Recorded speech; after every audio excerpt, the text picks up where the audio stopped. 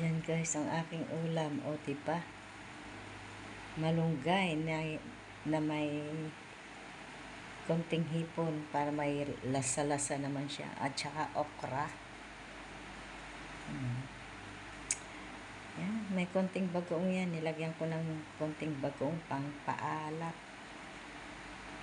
Pero hindi halata na bagoong nilagay ko. Pero bagoong yan guys. O simpleng ulam pero marami kang makakain na kanin yan.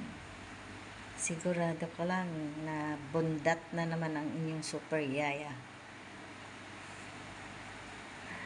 Yan.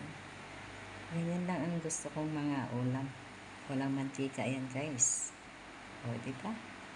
Malunggay at saka okra. So yan lang guys. Thanks for watching. I love you all guys. Mwah mwah chup chup. Bye.